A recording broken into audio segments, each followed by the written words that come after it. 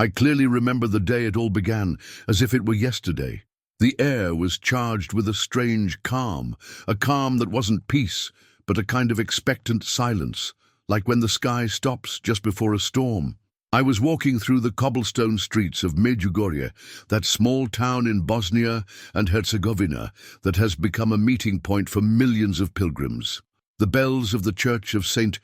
James rang in the distance, marking the time for the Angelus, and at that moment I felt a chill run down my spine. It wasn't cold, no. It was something deeper, something that pierced my soul. I had traveled there looking for answers. For months, strange dreams would wake me in the middle of the night. Images of a sky turning black in broad daylight, an absolute silence that seemed to drown the earth, and a female voice calling my name, with a sweetness no human voice could imitate. That voice told me, "Prepare yourself, for darkness is coming. Do not be afraid, but warn others." As I made my way toward Apparition Hill, where the Virgin Mary is said to have appeared so many times since 1981, I saw other pilgrims kneeling on the ground, praying the rosary with tears in their eyes. Some held photographs, others beads worn from years of prayer.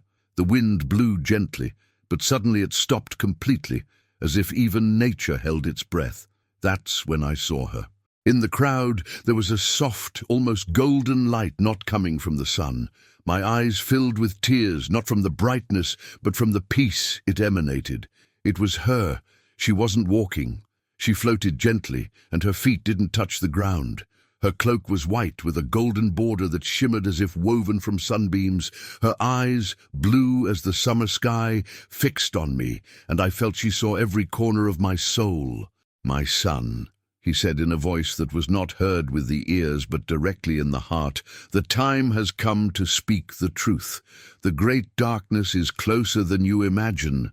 Many will not believe, others will mock, but you must not remain silent. I will show you what is coming so that you may warn those who can still hear." My breathing quickened. I wanted to ask so many questions, but the words wouldn't come. She reached out her hand, and when she touched me, everything changed. I was no longer on the hill. I was transported to a place I can't describe with human words. The sky darkened as if an invisible curtain were covering the sun, and a dense, almost unbearable silence took over. There was no birdsong, no murmur of the wind, no human voices, only an immense emptiness. In that absolute silence I began to notice something even more disturbing, a shadow stretching from the horizon, advancing slowly like a black tide that covered everything. It wasn't the common darkness of night. It was thicker, more vivid, as if with intent. I could feel that this blackness carried with it an unbearable spiritual weight, a cold that affected not the body, but the soul. Then, in the midst of that desolate landscape, I saw people scattered about, some on their knees, praying with rosaries in their hands, others desperately hugging their children. Their faces showed fear and hope at the same time. Suddenly, I recognized places I had never visited. St. Peter's Square in the Vatican, empty and covered in that darkness, the streets of Fatima, where the lamps seemed to be going out one by one, and a small town in Spain, Garabandal, with its hills shrouded in a dark mist. The Virgin stood beside me, and with a sad expression, she pointed out each place. "In all these places I have appeared to warn, and yet humanity does not listen," she said. Her words had a deep echo, as if coming from centuries of history and pain. I then saw images following one another, the sea suddenly retreating, leaving ships stranded on dry sand, the sky turning a deep red over entire cities, and statues of the Virgin Mary around the world, shedding tears of blood. The scent of roses, so sweet at first, mingled with a pungent aroma of smoke, as if something were burning in the distance. I wanted to look away, but I couldn't. An invisible force kept me watching. Then she showed me something that took my breath away, a procession of souls walking in silence, all in white robes and serene faces, moving toward a distant light. Among them, I recognized my grandmother, who had died years before, smiling at me, as if to tell me that everything would be all right. The great darkness is not just darkness for the body, it is a trial for the spirit. Our Lady continued. There will be 3 days when the sun will not give light and the moon will not shine. Only those who remain in prayer with true faith will be able to endure. And in those days, my son and I will be with those who have heard me. I felt a lump in my throat. The image changed again, and I found myself inside a small church in Medjugorje. Lit candles illuminated the faces of those praying, and outside, darkness battered the windows like a silent storm. I held a rosary that seemed to burn in my hands, not from the fire, but from a living force emanating from it. She told me there was still time, but not much, that the signs were already appearing, the weather becoming unpredictable, the wars no one knows how to stop, the divisions separating families and nations, and above all, the loss of faith. That was the biggest sign. At that moment, the vision began to fade. The cold was replaced by the warmth of the sun, and I found myself back on the apparition hill, kneeling with tears in my eyes. The pilgrims around me continued praying, oblivious to what I had just seen. I remained on my knees for a long time, trying to sort through what I had just experienced in my mind. I didn't know if a minute or an hour had passed. The sun was high, but I still felt the weight of that shadow on my skin. I looked around for someone who had seen the same thing, but their gaze was fixed on the crucifix, absorbed in their own prayers. I slowly got up and began to descend the path that leads to the foot of the hill. Each step seemed heavier than the last, as if something invisible was trying to hold me there. Along the way, an old woman stopped me. Her face was lined with wrinkles, and she was holding a rosary of black beads. She stared at me and said in a trembling voice, "You saw her too, didn't you?" I was speechless. How could I know? She smiled tenderly and added, "You're not the first she's shown what's coming, but now you have a responsibility to speak, even if the world doesn't want to listen." I walked her to a small cafe near the square. The aroma of freshly ground coffee filled the air, and for a moment I felt back to normal. But the woman, who introduced herself as Ivanka, one of the original Medjugorje visionaries, began to relate her own experiences. She told me about messages she had received in the 1980s, visions of the future that eerily matched what I had just seen. Dark skies, absolute silence, and the sense that humanity was facing a final test. As he spoke, his eyes moistened. Many believe these messages are only for the devout, but no, they are for everyone. Because when the time comes, there will be no time to prepare. The preparation is now. Her words reminded me of other famous apparitions. I thought of Fatima in 1917, when 3 shepherd children announced the miracle of the sun and passed on the secrets Our Lady had entrusted to them. I thought of Garabandal in the 1960s, where there was talk of a warning, a miracle, and a punishment. All those prophecies seemed to fit together like pieces of a puzzle that had been in the making for decades. The conversation with Ivanka lasted until the church bells rang again. She stood up, took my hand and said, "Don't forget what you saw today. Keep every detail in your heart, because the day will come when you will tell it, and there will be those who, thanks to your words, will be saved." When we left, evening was falling. The previously clear sky was covered with heavy clouds, and a cold wind began to blow from the mountains. I couldn't help thinking that even the weather seemed to want to remind me of what I had seen, the inevitable arrival of the great darkness. That night, I couldn't sleep. The image of the shadow advancing across the world repeated itself over and over in my mind. I closed my eyes and felt the cold, listened to the absolute silence, and saw the faces of those praying in the darkness. I got up several times to light a candle and pray, as if somehow that could ward off what was coming. In the early morning, a soft sound woke me. It was like the ringing of distant bells, an impossible sound at that time and in that place. I looked out the window of the boarding house where I was staying and saw something that took my breath away. Over the hill, a white light was moving slowly, descending like a luminous mist. Without thinking, I dressed and went out into the street. As I reached the foot of the hill, I met a small group of people who had also seen the light. Some were kneeling, others were weeping silently. Among them, a young priest held a crucifix and murmured prayers in Latin. The light stopped halfway along the path, and in that instant, the figure of the Virgin appeared more clearly than ever. "My children," he began, "the darkness that is coming will not be like what you know. It will not be merely the absence of light, but the presence of that which has remained hidden from the beginning. Those who have walked in faith must not fear, but they must prepare." Her words seemed to envelop us, as if we were not only hearing them, but as if they were sown deep within our souls. She continued, "For 3 days, the world will fall silent. No technology will operate. No human voice will be heard outside homes, except for prayers. Blessed candles will be the only light, and the rosary the only weapon. Do not open the doors to anyone who does not invoke the name of my Son, because in those days the deceiver will seek to enter." A chill ran down my spine. I felt the weight of each word like bells marking an invisible countdown. She looked up to the sky, and a tear ran down her cheek. "The warning will come sooner, so that all may see the state of her soul. That will be the time to choose. But the punishment will not be delayed for those who close their hearts." The light surrounding her began to slowly fade. I tried to take a step forward, but my legs wouldn't respond.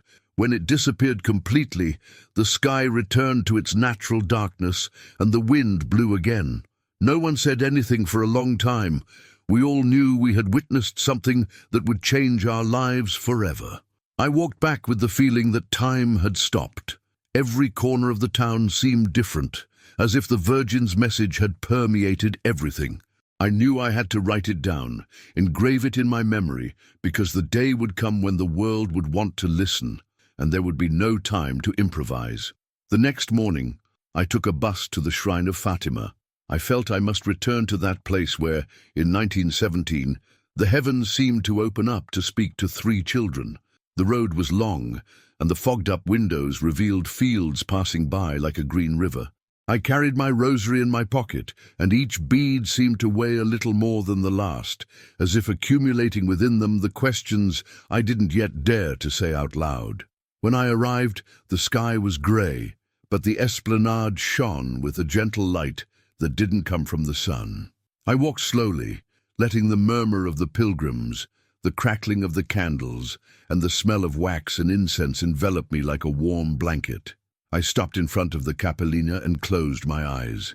I imagined Lucia, Francisco, and Jacinta trying to describe the indescribable, the sun spinning like a fiery disk, and the crowd astonished, terrified and amazed, unable to look and look away at the same time.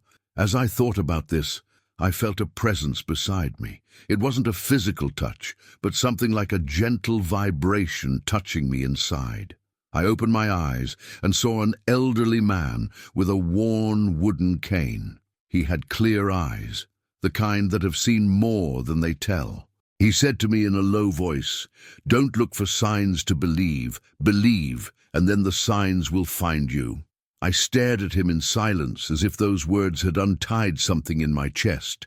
He pointed at the cloudy sky, took a deep breath, and added, "When darkness comes, the heart that prays will be a lamp. Don't forget that." We sat on a bench.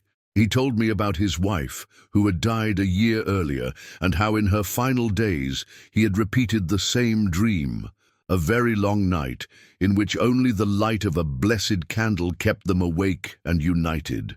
She said that candle wasn't fire, it was burning faith, he murmured, and I felt those words ignite something inside me. I told him about my vision in Medjugorje, the advancing shadow, the absolute silence, the promise of 3 days when the world would be silent. He wasn't surprised. "Today many are laughing," he said. "Tomorrow they will ask for a prayer." I walked up to the statue of the Immaculate Heart and rested my forehead on the cold marble base.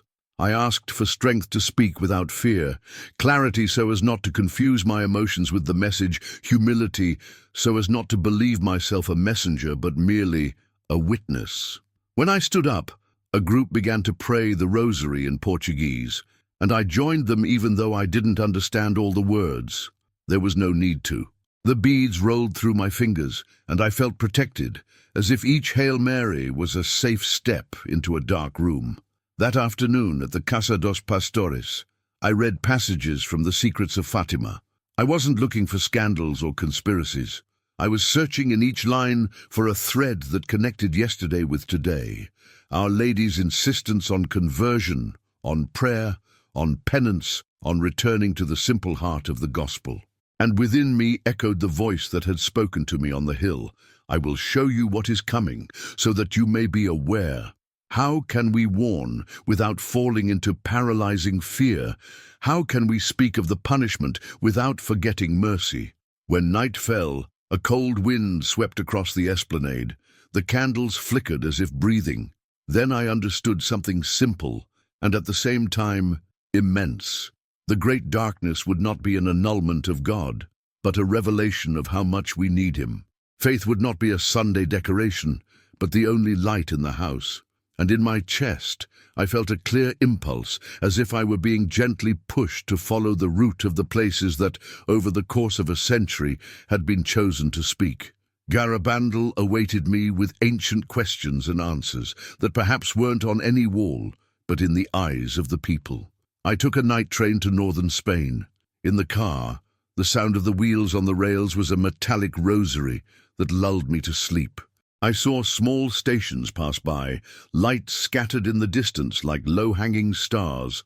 I tried to sleep, but the image of the Virgin descending like a luminous mist kept repeating itself. At one point, between waking and sleeping, I felt someone take my hand. No one was there, yet I knew I wasn't traveling alone. San Sebastián de Garabandal greeted me with a clear blue sky that seemed washed by ancient tears. The town is small, with houses that creak slightly when the wind blows down from the mountains. I walked through its narrow streets, feeling that every stone held a story. I had read about the warning, the miracle, the punishment, words that carry weight, that can be used as weapons or as doors. I wanted them to be doors. In the church, a woman was lighting candles with nervous hands. I approached and asked her if she had lived there for a long time. "Since I was a child," she replied. Her eyes were filled with light, and without my insistence, she began to talk about those afternoons when the town's murmur fell silent because something bigger was happening. "Many come looking for dates," he said with a slight smile, "but they miss the most important thing. The warning is to see the soul as God sees it. Why do you want a calendar if you can't stand the mirror?" His words pierced me with sweetness and sharpness. He explained that for some, the warning will be a strong caress that awakens. For others, it will be an unbearable ray of light in a room they have kept closed for years. "What you saw in Medjugorje does not contradict this," he added. "It completes it. When the silence of the world comes, the heart that prays will know what to say." We went outside, and the wind hit our faces with the smell of freshly cut grass. We climbed a slope to a wooded area where, I was told, girls ran during ecstasies. I wasn't looking for extraordinary occurrences. I was looking for humble signs, those that make no noise but change the course of a river. There, with the rustling of the leaves like music, I prayed slowly, asking that the warning I carry not become a threat, that the message burning within me not burn anyone. And then something simple and tremendous happened. A group of young people approached and asked if they could pray the rosary with me. There were 5 of them, with backpacks and shy laughter. One of them said he had dreamed 2 nights in a row of a sky turning red and his mother calling his name from a darkened window. "I'm not afraid," he confessed. "I'm sorry I'm not ready." We prayed. Each mystery was like a stone in the water. By the 5th, I felt my voice no longer coming only from my throat. It was also coming from the place where she had placed her hand on the hill. When we finished, the boys hugged each other as if they had just returned from a long journey. The one in the dream looked at me and said, "When I arrive, I want her to find us together." I nodded with a lump in my throat. That phrase was a compass. That afternoon, I wrote in my notebook, I was not sent to announce a punishment, but to light lamps. I was not asked to point out the guilty, but rather open doors. And I understood that if the great darkness lasted 3 days, the prepared heart would experience it as a deep retreat, a silent Easter, and the distracted heart would suffer it as a starless night. The difference would not be outside, but inside. As the sun set, the bells rang out with a clear sound that seemed to wash the air. I stood, gazing at the sky. At the edge of the horizon, a dark cloud began to grow like ink spilled in water. It wasn't the complete vision. It wasn't the black tide Our Lady had shown me, but it was a small warning, a reminder. I walked back to the lodgings, certain that my next stop must be Rome. Not to seek intrigue, but to stand in St. Peter's Square and let that immense stone tell me, without words, what centuries of faith have taught me, that shadows pass and light remains. That night, as I packed my backpack, I thought of my grandmother again, of her smile during the procession of souls. I remembered how she taught me to light a candle, like someone opening a window. Maybe that's what it's all about, opening windows inward as night falls outside. I fell asleep with that image, and for the first time since the hill, I had a fearless dream. I was walking down a dark hallway holding a candle that wasn't flickering, and with each step, the hallway widened until it became a plaza filled with people praying. The next morning I arrived in Rome on a train that seemed to swim through golden fields. As I left the station, the traffic and voices hit me like a warm wave. However, as I entered St. Peter's Square, the noise became distant music. There, in that space that seems to measure the breadth of the world, I breathed deeply. There was no visible shadow, no luminous mist, no tears of blood. There was inner silence. In the center of the square, next to the obelisk, I closed my eyes and said softly, "I am ready to listen." And then, without any noise, I felt the same phrase repeat itself in my heart, as if it were ignited in every stone. "Trust, you are not alone." I spent several days in Rome, but there was one morning in particular that was etched in my soul. It was early, and the square was almost empty. The fresh early morning air carried with it the distant scent of freshly baked bread from some nearby bakery. I walked towards St. Peter's Basilica, and each step on the stones reminded me of the many feet that had trod them over the centuries. Pilgrims, popes, saints, sinners, all seeking something that, in one way or another, was the same. I sat on one of the side pews and let the silence of the basilica envelop me. There, in that immensity, I felt something I hadn't expected, a sweet solitude, as if the noise of the world had been left outside and I were in an antechamber to heaven. I closed my eyes, and without intending to, I heard again that voice that had woken me so many times in my dreams. "Rome will see the shadow and will be tested," Our Lady said in a grave but not desperate tone. "But in her heart still beats the faith of those who gave their lives for my son. That faith will be like a hidden flame that, when night comes, will be kindled for all who seek refuge." I opened my eyes and saw in the distance a group of nuns praying the rosary in silence. One of them, with a young face and serene gaze, looked at me as if she knew exactly what had happened inside me. She approached and handed me a small medal of Saint Benedict. "This will protect you in days of trial," she said. I nodded, not daring to ask how she knew. That same day, I wandered the streets of Rome like any other pilgrim. I stopped in small churches, in hidden squares, in places where history seemed to whisper in every stone. In one of those churches, barely lit by candlelight, I found an elderly priest hearing confessions in a low voice. I approached, and although I had no intention of confessing, I ended up telling him everything: the visions, the words of the Virgin, the constant feeling that something was approaching. He listened without interrupting me. Then, in a calm voice, he said to me, "Son, the Lord never allows darkness to come without first giving sufficient light to guide those who want to see it. You now carry that light. It is not a burden for you to bend down, but a lamp for you to lift up." I left the church with a lighter heart, Not because the message had changed, but because I understood that I wasn't meant to carry it alone. Our Lady in every place had placed people in my path to remind me that her calling wasn't an individual burden, but a chain of souls ignited by one another. That night, while dining at a small trattoria, a sudden power outage left the place in darkness. Some panicked, others turned on their phone flashlights, but a woman at the next table took out a blessed candle and lit it. The flame illuminated not only her table, but the neighboring tables as well. And in that simple gesture, I saw a perfect image of what she had taught me. In the darkness, a single light can guide many. I gazed at that flame until the electricity returned, but in my heart, that light continued to burn. And I knew that the next destination on my pilgrimage was not one I had chosen. I had to return to Medjugorje. That's where it all began.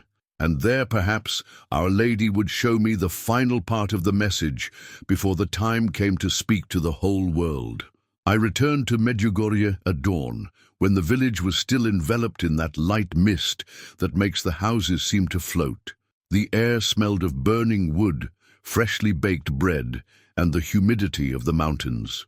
As I set foot in the square in front of St. James' Church, I felt as if I had returned home after a very long journey. It wasn't my physical home, but it was the place where my soul had first opened its eyes to everything I now carried within. I knelt before the altar and prayed silently, asking Our Lady to guide me to understand what I should do with everything she had shown me. I wasn't looking for another vision. I was looking for clarity, direction. However, sometimes clarity comes wrapped in mystery. A young man approached me and asked if it was my first time visiting the place. I replied no, that I had been there before, and that my life had changed since then. He smiled and said, "I came looking for a miracle and I found it, but not in the way I expected." He told me that he had come with his sick mother, asking for her healing. She wasn't physically healed, but before she died, she told him she saw the most beautiful light and that she was no longer afraid. I understood that the true miracle is not to be afraid when night comes, he added. His words resonated within me, like an echo of what Our Lady had told me at Fatima, at Garabandal, in Rome. Everything pointed to the same core, faith as light in the midst of darkness. It wasn't just about warning, but about preparing hearts. That night I climbed Apparition Hill alone. The sky was clear, and the stars seemed to hang so close I could touch them. The silence was profound, broken only by the crunching of the grass beneath my steps.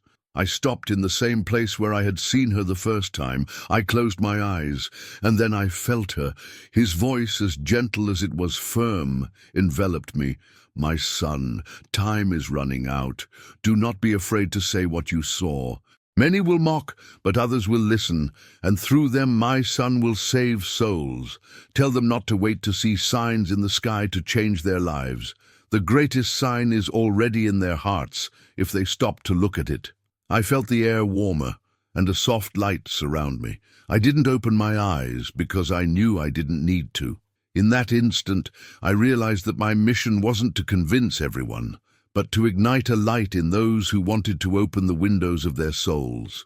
The Virgin continued, "When the great darkness comes, it will not be a blind punishment, but an opportunity to return to the Father. Tell them that the gates of heaven will not be closed, but only those who have their lamp lit will be able to see them. And remember, I will be there." When the light faded, I stood, gazing up at the starry sky. There was no fear, only an immense certainty. I had to tell everything, without unnecessary embellishment, without omitting the truth, but with hope as my route. I walked slowly down the hill, feeling that each step was the beginning of that story. And as I walked, the echo of his last words accompanied me like a melody that never fades. The night will be long, but the dawn will last forever. The following days in Medjugorje became an active silence, a calm in which every moment seemed charged with hidden meaning. There were no spectacular sights, no signs to disrupt the normal rhythm of the village, but every detail seemed to speak to me. The sound of the bells, The voice of a child praying with his grandmother, the wind rising from the hills like a persistent whisper. I began writing everything down in a notebook I bought at a small shop near the plaza. I didn't want any memories to be lost, because I felt that one day those pages would be the voice others needed to hear. I wrote from dawn until late at night, never feeling tired, as if the words flowed from a place deeper than my own mind. One afternoon, as I was writing on a bench near the church, an elderly man with a cane sat next to me. He had grey eyes and a calm smile. Without looking at me, he began to speak. I saw her too more than 30 years ago. She showed me the same black horizon you've seen, and she told me something I haven't forgotten, that darkness is not the absence of God, but evidence of how much we have left him out. I felt a chill. It was as if this stranger had read my thoughts. He continued, "Many believe the test will be enduring those 3 days, but the true test is living each day as if we were in them, with faith, with prayer, with a pure heart." Before he left, he placed his hand on my shoulder and said, "Don't worry about how many will believe you. Make sure you say it well, so that those who believe you will live it." I watched him walk away into the crowd, and I had the feeling he had been sent just to give me that message. That night, I climbed the hill again. I wasn't expecting another apparition, but rather a moment of connection. Upon reaching the top, I quietly prayed and asked that when the time came to speak to the world, the words would not be mine, but his. The sky was covered with clouds, but a single star shone brightly just above me. I don't know if it was a coincidence or a response, but I decided to take it as a sign. When I got off, I ran into the young man I had met a few days before, the one who told me about the miracle of not being afraid. He told me he was about to return to his country and didn't know if he'd ever return to Medjugorje. "But I'm leaving with the certainty that I'm not alone," he said. I gave him my rosary to take with him. "When you pray with this, remember that faith unites those who believe, even if they are far away," I told him. As I watched him walk away, I understood that the message wasn't just to prepare people for 3 days of physical darkness, but for a lifetime in which faith would be tested again and again. The great darkness wouldn't be a single event, but the greatest mirror in which humanity would look at itself. In the final days of my stay in Medjugorje, I felt something within me changing. It wasn't a sudden fervor or a passing emotion, but a silent certainty that settled deep within. I had arrived with questions, with concerns, even with a bit of fear, but now I found myself with a clear mission, to convey the message without diluting it, without embellishing it, but also without burdening it with a weight that would paralyze those who heard it. One morning, as I was walking toward the hill, I met a group of pilgrims from different countries. Some had been there for days, others had just arrived. A woman from Poland asked me if I had seen anything special. I didn't know how to respond. I could have told her about the visions, the words of the Virgin, the shadow that spread like a blanket over the world. But I preferred to say, "The most special thing I have seen here is that the faith of one can ignite that of another." She smiled and nodded, as if that answer were enough. That afternoon, I sat silently inside the Church of Santiago. The warm lights illuminated the faces focused in prayer. I closed my eyes and let myself be carried away by the gentle murmur of prayers. Then, like a whisper inside my heart, I heard for the last time on that journey the voice that had accompanied me from the beginning. "My son, speak when the time is right. Not before, not after. And remember, it is not about you, but about him who comes after you." When I opened my eyes, I felt a profound peace. I knew the outer journey was ending, but the inner journey was just beginning. I stood up, lit a candle, and placed it in front of the altar. The flame danced gently, as if I knew that, somewhere in the future, I would have to endure a darkness that wasn't just of the night. That night, as I packed my suitcase, I realized I was returning with more than I had brought. Not just a notebook full of pages, but a mission that stretched beyond my strength. I knew that at some point I would have to stand before others and tell everything, from the first shiver in Medjugorje to the last words in church. And when that day came, the story would not be mine, but of all those who, upon hearing it, would ignite their own light. I left at dawn. The bus was moving away from the village, and through the window I saw the hill shrink in the distance. The sun was rising behind the mountains, dyeing the sky a soft red. It wasn't the darkness of my visions, but the promise of a new day. And in my heart, like a seal that nothing could erase, I carried the words that would mark the rest of my life. The night will be long, but the dawn will last forever. Returning home after that pilgrimage wasn't like returning from an ordinary trip. The streets of my city looked the same, but I wasn't the same anymore. People walked quickly, looking at their phones, preoccupied with matters that, compared to what I had seen, seemed so small. And yet I understood that for them, they were the center of their world. I felt like someone who knows a secret and doesn't know when or how to share it. The Virgin's words echoed inside me like a constant, "Speak when the time comes." That kept me from rushing.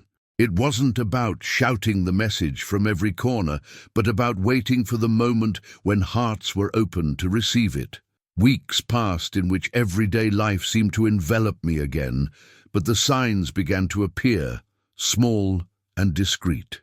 A sudden blackout in my neighborhood, the weather changing strangely, family arguments that erupted out of nowhere. Every time something like this happened, I remembered the images I'd seen. Darkened cities, people praying by candlelight, absolute silence blanketing the land. One night, while praying alone in my room, I felt that gentle, enveloping presence again. I saw no light, heard no audible words, but a certainty settled in my heart. The time of preparation had already begun. It wasn't a warning of a date, but a call to vigilance. I understood that the great darkness would not come suddenly for those who are vigilant. For them, its arrival would be like the closing of a book they already knew how to read. I began to change my routine. I devoted more time to prayer, less to empty distractions. I lit blessed candles at night, not out of superstition, but as a reminder that the light must always be ready. I spoke with my family, not out of fear, but calmly, about the importance of being at peace with God and with others. One day, while I was helping out at a local parish, a woman asked me to explain why I always carried a rosary in my pocket. I briefly told her what I had experienced. I wasn't trying to shock her, but I saw her eyes fill with tears. "I, too, have dreamed of a starless night," she told me, "and in my dream I could only see by the light of a candle." That was the first moment I understood that the message was beginning to find those who needed to hear it without any force on my part. It was as if the Virgin herself were directing every encounter, every conversation. As the days passed, I realized I didn't need to physically travel to continue living the message. The pilgrimage continued in every face I met, in every story someone dared to tell me. And the curious thing was that many of those people had never heard of the great darkness, but they recounted dreams, sensations, or experiences that fit together like pieces of the same puzzle.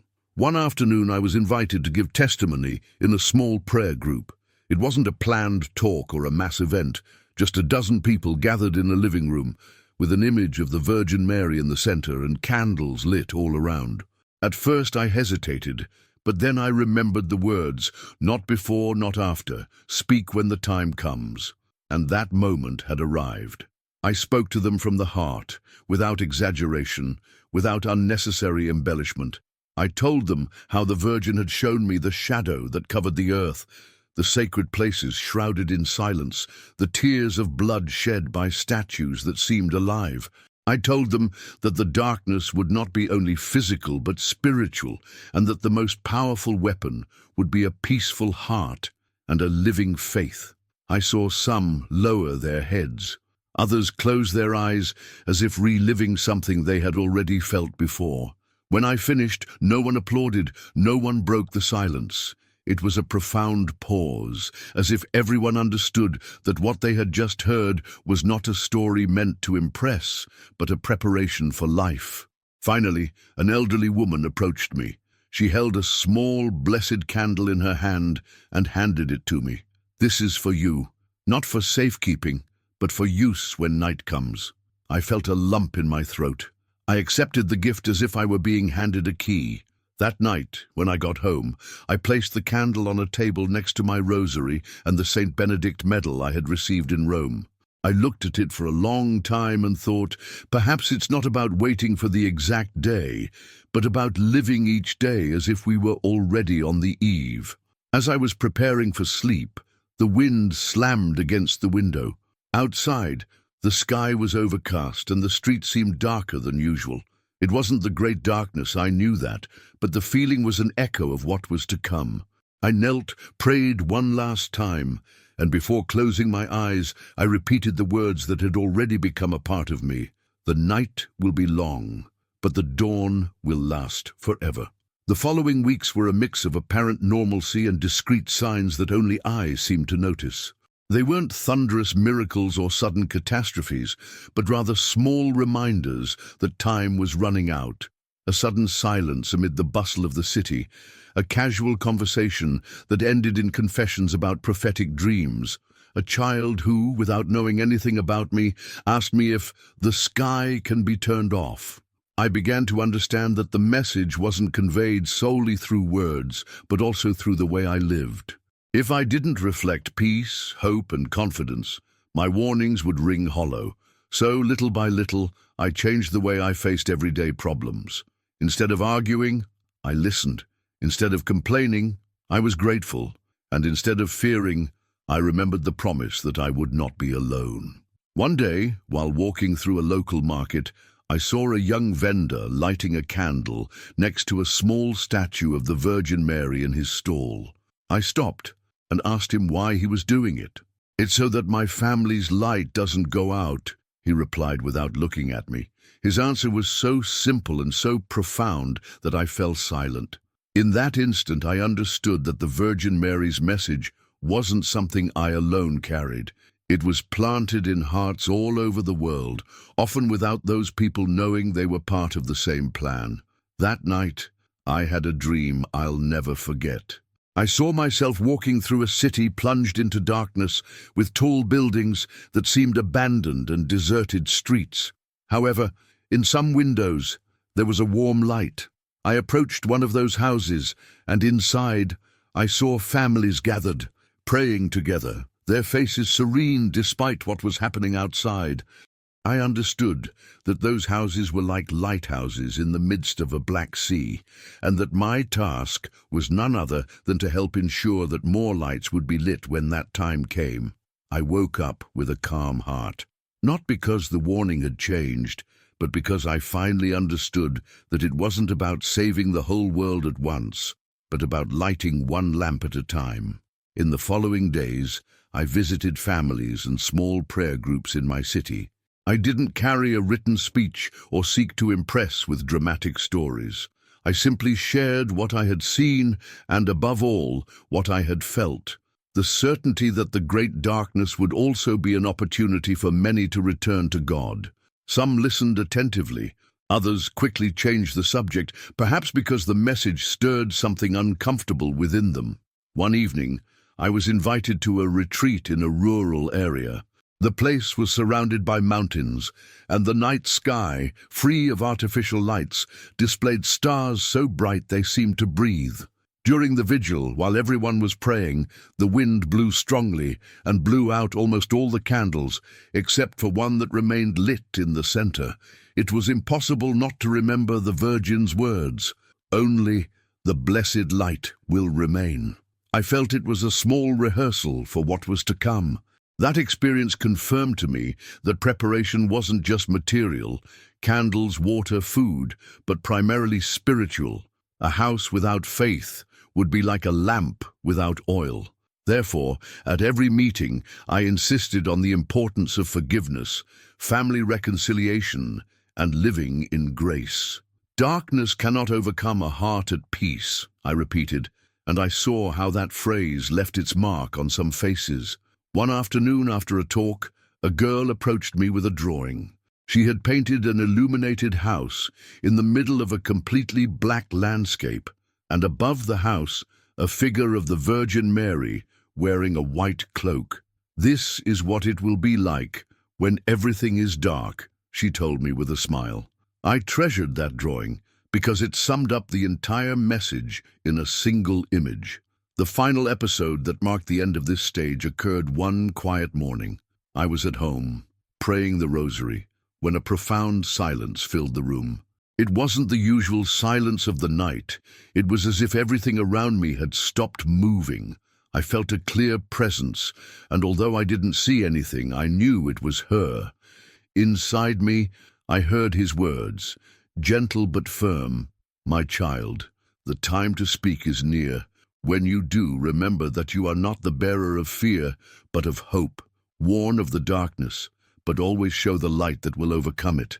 I stood still, letting that phrase sear itself into my soul. There was no date, no detailed plan, only one certainty. The moment would soon be here. And I understood that everything I had experienced, Medjugorje, Fatima, Garabandal, Rome, had been a preparation not only to convey a message, but to live it first. At dawn, I opened the windows and let the light in. The sun illuminated the blessed candle, the Saint Benedict medal, and the rosary that rested on my table. That simple, silent image reminded me that faith doesn't need grand settings to be true. It only needs to burn in the hidden, ready to shine when night comes. That day, I stepped out onto the street with a firm step. I didn't know when or how I would share everything, but I was prepared, because deep in my heart, beyond any fear, the promise she had left me continued to beat. The night will be long, but the dawn will be eternal. And now, as I write these last lines, I feel that every word I have left on these pages is a seed. I don't know where they will fall or when they will germinate, but I know they are not mine. They belong to all those who, when night falls, look for a light and find it lit in the least expected place. Our Lady showed me that the great darkness is not just a warning to fear, but an opportunity to awaken. That every rosary prayed, every blessed candle lit, every act of love and forgiveness is a lamp that defies the shadows. And that even though the whole world may be plunged into darkness, no darkness can extinguish the flame that God ignites in a willing heart. Thus I end this testimony, not with a period, but with an invitation. Live as if the eve were today. Pray as if each word were a shield. Love as if the dawn depended on that love. Because the night will be long, but the dawn, when it comes, will be eternal.